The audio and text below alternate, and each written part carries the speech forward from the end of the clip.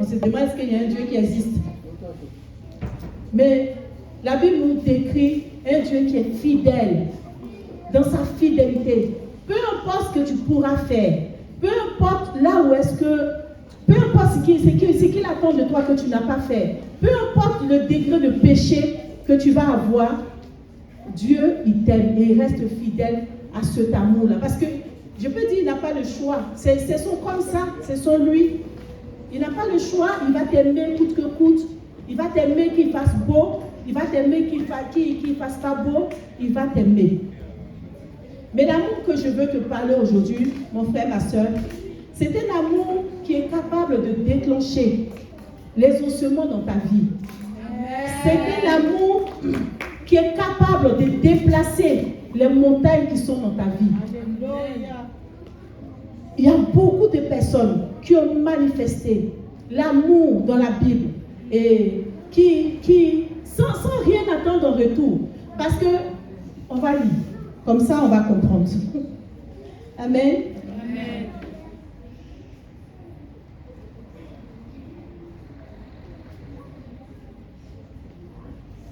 Nous allons prendre 1 Samuel 25. 1 Samuel 25, verset 21 à 35. Si quelqu'un peut lire, dans la...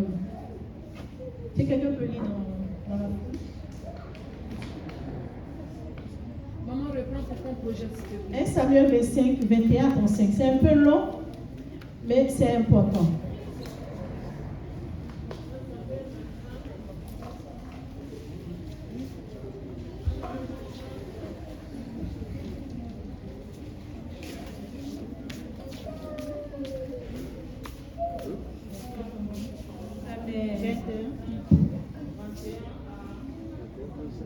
Avec 5. 21 à 35. Oui, 21 à 35. David avait dit, c'est bien en vain que j'ai gardé tout cet homme dans le désert et que rien n'a été enlevé de tout ce qu'il possède. Il m'a rendu le mal pour le bien. Que Dieu traite son serviteur David dans toute sa rigueur. Si je laisse subsister jusqu'à la lumière du matin, qui que ce soit de tout ce qui appartient à Nabal. Lorsque Abigail aperçut David, elle descendit rapidement de l'âne, tomba sur sa face en présence de David et se prosterna contre terre. Puis se jetant à ses pieds, elle dit, à moi la faute, mon Seigneur. Permets à ta servante de parler à tes oreilles et écoute les paroles de ta servante. Que mon Seigneur ne prenne pas garde à ce méchant homme, à Nabal, car il est comme son nom. Nabal est son nom. Il y a chez lui de la folie. Et moi, ta servante, je n'ai pas vu les gens que mon Seigneur a envoyés. Maintenant, mon Seigneur, aussi vrai que l'Éternel est vivant et que ton âme est vivante, c'est l'Éternel qui t'a empêché de répandre le sang qui a retenu ta main. Que tes ennemis, ceux qui veulent du mal à mon Seigneur, soient comme Nabal. Accepte ce présent que ta servante apporte à mon Seigneur et qu'il soit distribué aux gens qui marchent à la suite de mon Seigneur. Pardonne, je te prie, la faute de ta servante, car l'Éternel fera à mon Seigneur une maison stable. Pardonne, car mon Seigneur soutient les guerres de l'Éternel et les méchancetés ne se trouvera jamais en toi. S'il s'élève quelqu'un qui poursuive et qui en veuille à ta vie, l'âme de mon Seigneur sera liée dans le faisceau des vivants auprès de l'Éternel, ton Dieu. Il lancera les creux sur la fonde, l'âme de tes ennemis. Lorsque l'Éternel aurait fait à mon Seigneur tout le bien qu'il t'a annoncé et qu'il t'aura établi chef sur Israël, mon Seigneur n'aura ni rebond, ni souffrance de cœur pour avoir répandu le sang inutilement et pour s'être vengé lui-même. Et lorsque l'Éternel aura fait du bien à mon Seigneur, souviens-toi de ta servante. David dit à Abigail, béni soit l'Éternel, le Dieu d'Israël, qui t'a envoyé aujourd'hui à ma rencontre. Béni soit ton bon sens et béni sois-tu, toi qui m'as empêché en ce jour de répandre le sang et qui as retenu ma main. Mais l'Éternel, le Dieu d'Israël, qui m'a empêché de faire du mal, est vivant. Si tu tu n'étais pas hâté de venir au-devant de moi. Il me serait resté qui que ce soit à Nabal, d'ici à la lumière du matin. Et David prit de la main d'Abigaïl ce qu'il lui avait apporté et lui dit, monte en paix dans ta maison. Vois, j'ai écouté ta voix et je t'ai favorablement accueilli. Amen. Amen. C'est pas nécessaire. Je vais paragrapher. C'est l'histoire de Nabal. C'est un monsieur, la Bible dit qu'il est méchant. La Bible n'est pas passée par 4 chemins, il dit lui il est méchant. Donc David avait gardé, si on veut dire, le champ de Nabal. Et après Nabal a demandé un service, David a demandé un service à Nabal et Nabal a refusé. Donc David, dans sa fureur, dans sa colère, il dit mais j'ai fait du bien à ce monsieur. Comment est-ce qu'en retour, il peut me refuser? Ok, j'irai dans sa maison et je vais tuer tout le monde. Donc David venait avec ses hommes pour tuer tout le monde dans la maison de Nabal le méchant.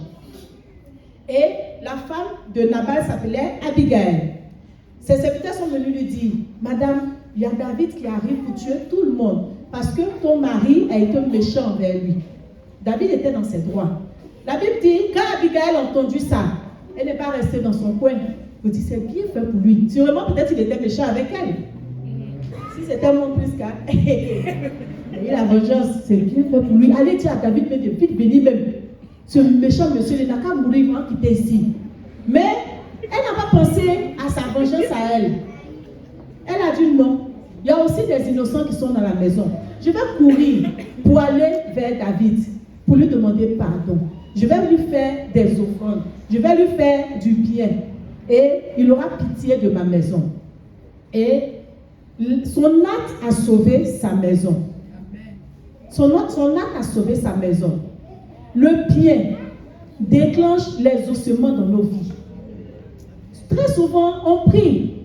On ne voit pas les ossements. Il y a beaucoup de sujets pour lesquels on répète devant le Seigneur. Même on pleure devant Dieu.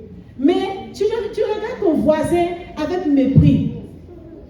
Quand tu passes même, tu vois des gens, c'est-à-dire que à peine même tu dis bonjour. Tu dis bonjour à ceux qui te connaissent. Quand quelqu'un ne te connaît pas et te dit bonjour, tu es étonné. Il me connaît, mais puis il me dit bonjour. Tu fais du bien à ceux qui te font du bien. Dieu met. Quand tu fais du bien, très souvent, c'est ce que tu n'as pas besoin. Si j'ai un habit dans le placard là-bas qui moisit, je dis attends, je vais aller donner ça à Nanou, ça va lui plaire. Et puis dans mon cœur là-bas, oh, j'ai fait du bien. Non, tu es pris Nanou pour poubelle. Dieu ne voit pas ça comme du bien. Et il y a beaucoup de bien qu'on pense que c'est bien, mais ce n'est pas vraiment bien. Le bien, c'est quelque chose qui te coûte.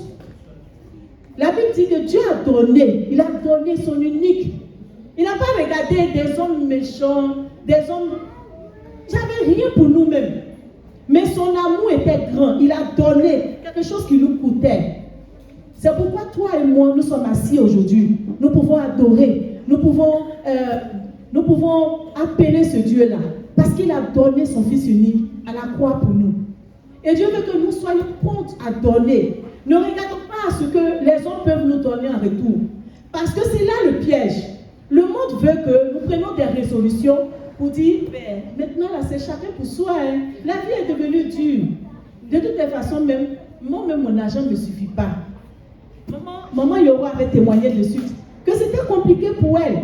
Mais elle n'a pas regardé. À un moment, elle dit, il faut que je fasse ce tâte parce que ces enfants-là ont besoin. Et elle ne peut pas voir dans le spirituel l'acte qu'elle a posé, ce que ça a déclenché. Elle voit, ce qu'elle voit c'est petit, mais dans le spirituel, ce que ça a déclenché, elle ne peut pas imaginer. Soyons prompts à faire de l'amour, à donner de l'amour, à manifester l'amour autour de nous. Le monde en a besoin. La Bible dit, le monde attend la révélation des fils de Dieu. Il n'attend pas ceux qui parlent en langue. Il n'attend pas ceux qui parlent en langue, hein. Parce que quelque part ailleurs dans les religions là-bas aussi, ils font ça ressemble un peu à langue. On ne sait pas si c'est quoi. Ils sont là, ils tournent un peu, ils font ils tournent un peu, ça ressemble un peu à langue. Ils n'attendent pas ça. Il n'attend pas que tu viennes guécher, danser tous les dimanches devant à l'église. Il attend la révélation des vrais fils. La Bible dit que Dieu est amour. Donc si tu es un fils de Dieu, tu dois manifester de l'amour autour de toi. Si tu es né de Dieu, ça doit être un caractère naturel. Mais aujourd'hui, l'amour que l'homme te manifeste, on te donne un gâteau et on fait selfie. Il balance ça sur les réseaux. Je ne sais pas si c'est pour devenir un star de ceux qui donnent ou bien c'est l'amour. Et puis après qu'on lui demande, tu es gentil, il dit, oh, c'est rien ça. Je suis gentil. Mais non, il voulait un peu se faire voir. C'est pour ça qu'il a donné. Il n'y a pas de réelle manifestation d'amour. Quand on tourne autour de nous, on voit que le monde se meurt. Et nous qui avons cet amour-là, nous qui disons que Christ est notre papa, qui descendons de l'amour vrai de ce Dieu-là, nous ne manifestons pas. Écoutez les chrétiens prier. Seigneur, bénis ma maison. Seigneur, bénis mon mari. Qu'il élargit un peu sans sur les cousins. Mais qu'il arrive un peu le temps des sorciers, il revient encore. À peine, il va commencer à prier pour Ukraine.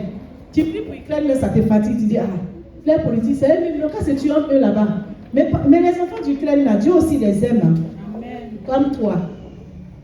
À peine tu vas t'asseoir pour oublier ton sujet, tu vas commencer à prier pour ceux qui ont faim.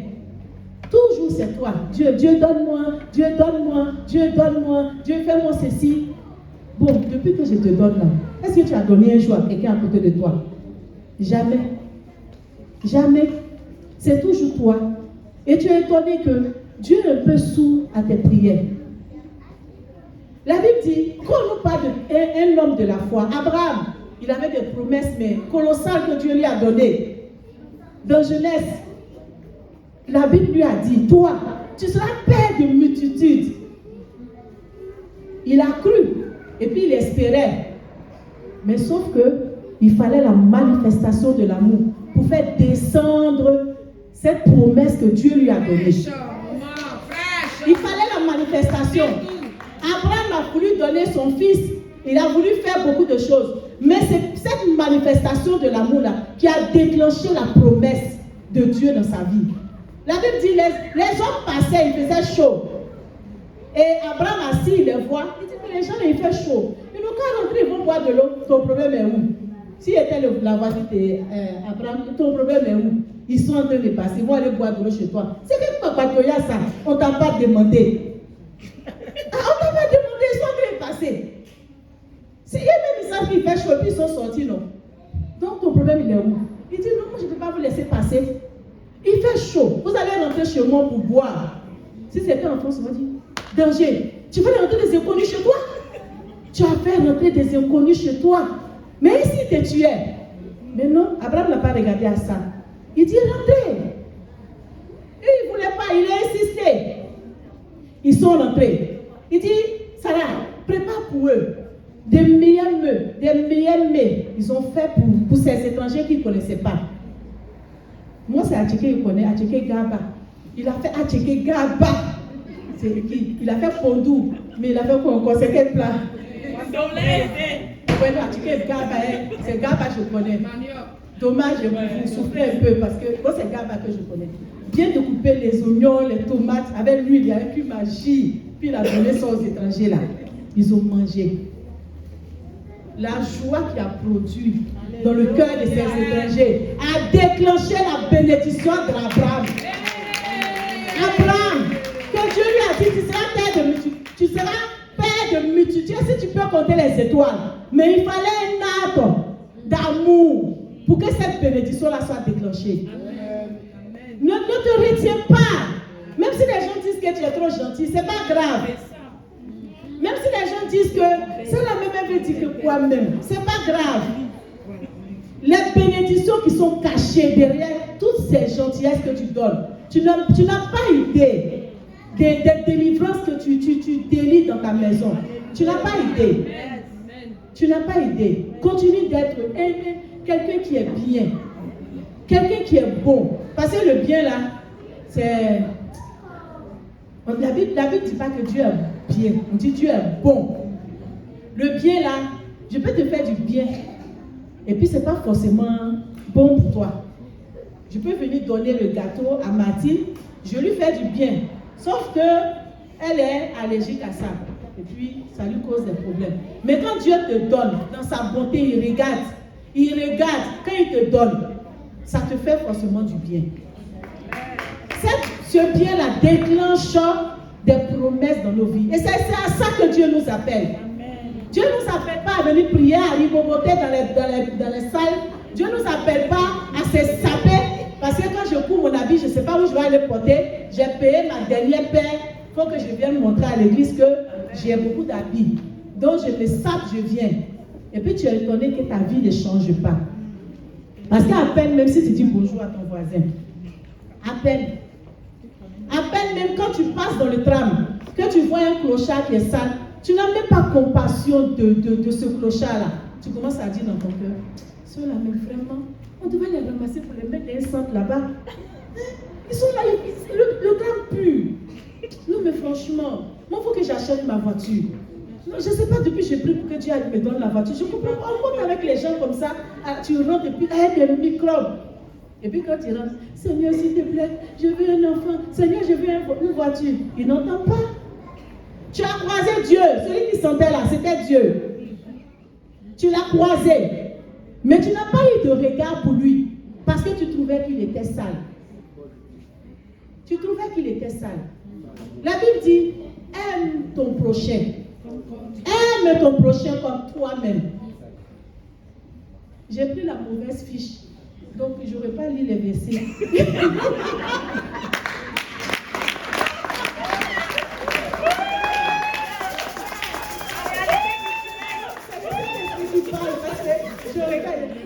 J'ai pas pris la bonne fiche.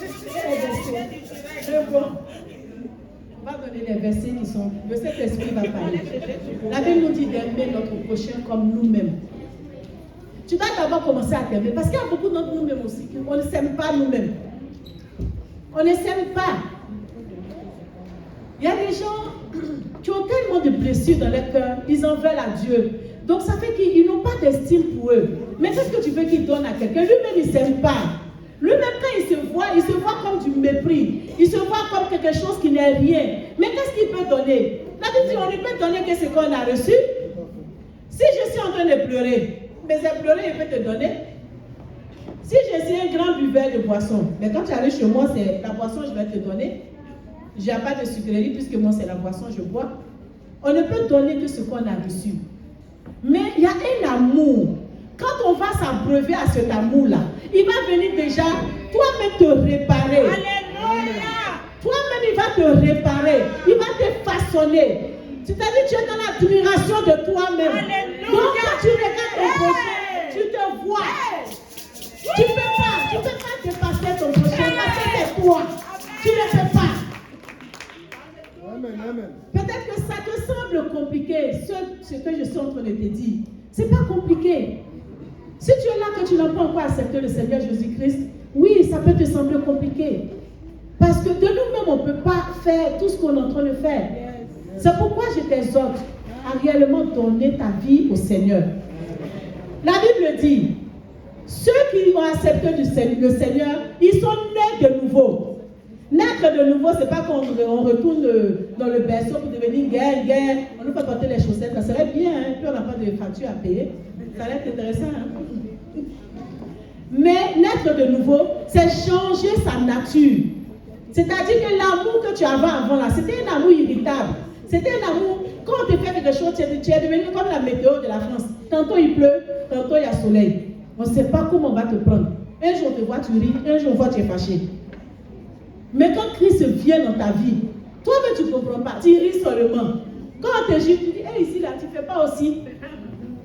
Toi-même on te demande, pourquoi tu peux m'essayer, pourquoi je suis comme ça? Parce que Christ est passé par là. Sinon dans toi avant. Il y a longtemps que tu as giflé ça. Mais toi-même tu ne comprends pas. Tu ne comprends pas. Papa Jean-Claude peut nous dire ça. Donc toi avant, tu as marché sur mon pied et puis tu as passé. Mais quand Christ passe par là, Quand Christ passe par là, quand on te fait du mal, tu as envie même de prendre la personne et dire, je comprends pourquoi tu fais du mal. Parce que Christ n'est pas en toi. Si tu connais celui que moi je connais, tu n'as que envie de donner l'amour. Accepte le Seigneur Jésus-Christ. Il est le seul qui peut te donner le vrai amour.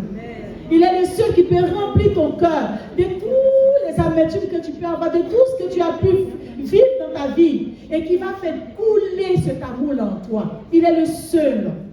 Le seul. Quand je rendais témoignage, ce n'était pas pour réellement rendre ce témoignage-là. Mais si je ne connaissais pas Jésus, Dieu se sait comment je me suis investie dans cette grossesse, comment je me suis investie pour cet enfant. Mais quand tu as Jésus, il y a des choses même, toi tu te demandes, ça là, si je ne connaissais pas Dieu, peut-être que dépression, c'était pas bon. Mais en Jésus, il n'y a pas de dépression. Parce que ton meilleur allié, c'est le Saint-Esprit. Ton meilleur allié, c'est le Saint-Esprit. Quand ça devient bizarre, le Saint-Esprit, tu as oublié la parole de Dieu qui dit, je connais le projet de Dieu que j'ai formulé sur toi. Tu es sur tes larmes et puis tu continues. Tu dis, ça ne dépend pas de moi, ça dépend de lui. Donc si c'est bizarre, d'après les Hébreux, ça va être Dieu sur lui, c'est pas sur moi. Parce que tout le monde sait que je te connais. Donc il faut faire pour ne pas que ton nom s'égare. Donc lui-même, il n'aime pas que son nom s'égare, il va faire bien. Donc apporte-toi à lui, chez lui là, il n'y a pas de réseau qui bug. Son réseau, que tu as payé la facture, que tu n'as pas payé, son réseau est là. Apporte-toi à lui. Et tu vas voir que le vrai amour va découler de toi. Ça va couler comme ça de source. Que le Seigneur vous bénisse.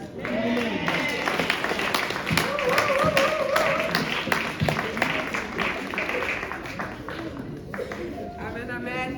Est-ce qu'on peut accorder le Seigneur pour ce enseignement?